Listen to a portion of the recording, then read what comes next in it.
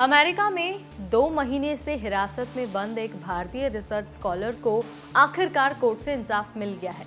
बदर Khan Suri George town university में post doctoral fellow हैं।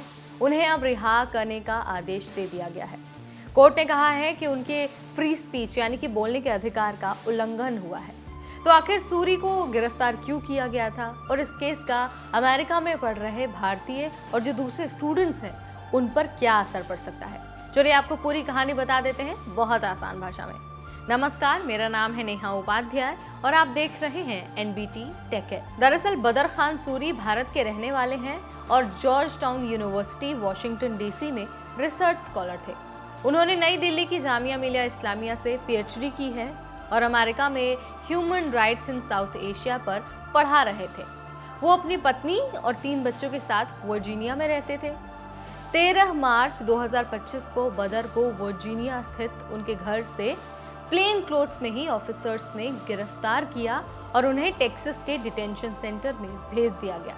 अमेरिकी सरकार का आरोप था कि बदर के हमास से संबंध है, जो अमेरिका में एक आतंकी संगठन माना जाता है। सरकार ने यह भी दावा किया कि सूरी सोशल मीडिया पर हमास प्रोपेगेंडा फैला रहे थे और साथ ही ये भी कहा गया कि उन्हें हमास को गाजा की सरकार कहा था।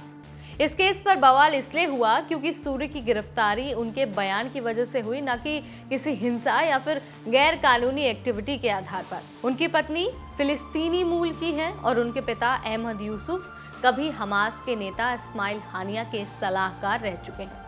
सरकार ने इसी फैमिली कनेक्शन को लेकर सूरी पर सवाल खड़े किए। जज पेट्रिशिया ने फैसला सुनाते हुए कहा कि सिर्फ सोशल मीडिया पर पोस्ट या फिर राजनीतिक विचार रखने से किसी को गिरफ्तार किया नहीं जा सकता।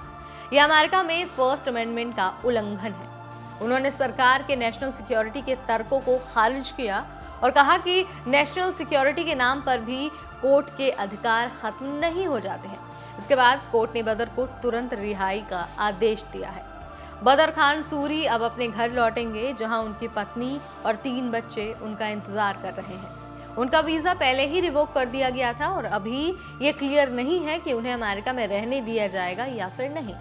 लेकिन ये फैसला अमेरिका में रह रहे स्टूडेंट्स और स्कॉलर्स के लिए एक बड़ा मैसेज है कि आखिर बोलने की आज़ादी को दबाया नहीं जा सकता है।